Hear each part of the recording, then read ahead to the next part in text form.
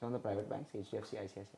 Still not looking, like the bottom has been formed for these stocks. It's just that the selling has stopped for these names, but then that means that maybe there could be a time where you might expect these stocks to consolidate. No change in data. I think for these private sector banking names, because there has to be two changes of data which is required. One, delivery-based buying, which is the first and the most formidable sign which we look out for, and the second, the most important, is starting to see some open interest build up, where you see some interest developing.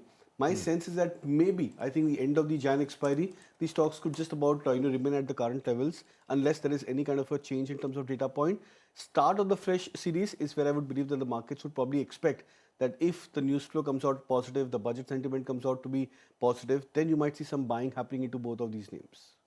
Kunal, let's just zoom out a little bit and talk about the index overall. 25,600 is also a mark where we are struggling to hold on to right now. Yes, we achieved that yesterday, but we receded sharply once again from there.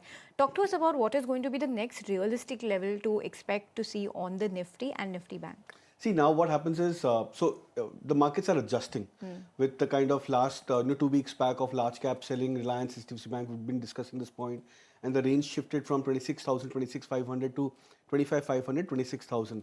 Now we have more large cap names which are seeing some selling pressure, like ICICI Bank, Wipro. These are strong large cap names on the Nifty 50 basket which are seeing some additional pressure. Let alone, there was Eternal yesterday, which was one of the higher volume selling which the stock had seen, and of course a good contribution in terms of the Nifty 50 on the downside. So when you have many number of large cap names participating, the Nifty will change its range again back to the lower side. So now incremental selling for Reliance, HDFC Bank may not be there, but if fresh large cap stocks participate on the downside, then you're looking at the Nifty changing its range back again on the lower side. That's why 25,500 mark is a very important support, because it indicates that the markets are changing stance because more number of large cap names are now participating on the downside. So that's why it's very, very important that the market holds on to this level. If it doesn't hold on, then you're looking at more large cap names falling into that spree of selling, and then the Nifty shifting its range by another 500 points on the downside.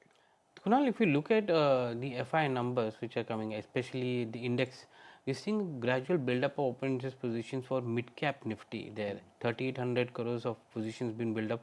That's as good as the open interest they have for the Nifty Bank. So there is a third index which is now getting revived, and you're seeing a good exposure coming in for mid-cap there.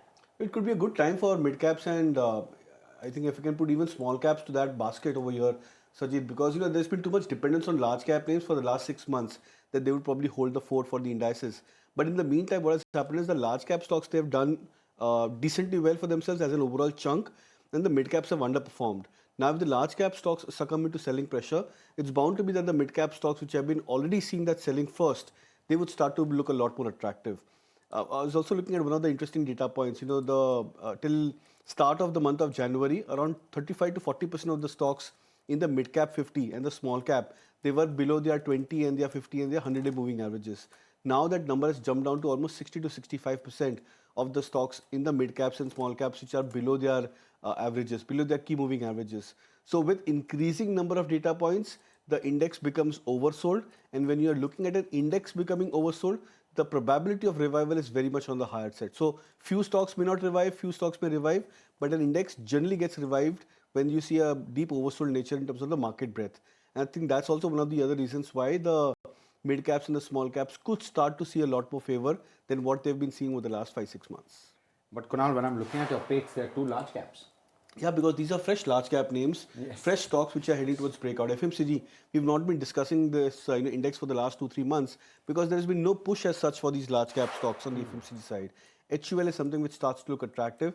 The best part is that the stock is coming towards a dual breakout, a flag pattern breakout on the daily charts where the stock is heading towards a 2400 breakout point where it closed yesterday. And the second is, and rather the more critical one, is the 200-day moving average breakout, because the stock has been seeing a sharp selling since the time it has been trading below the 200 DMA. So to break past about this 200 DMA, I think would probably call in for a lot of confirmation on the upside and that the trend has reversed. So HUL is one of the first picks which I'll suggest as a buy.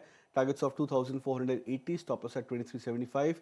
And interestingly, L&T, the stock which is seeing almost like a 10 to 12% correction in the last, 1 to 2 weeks, that stock started to show the first signs of revival.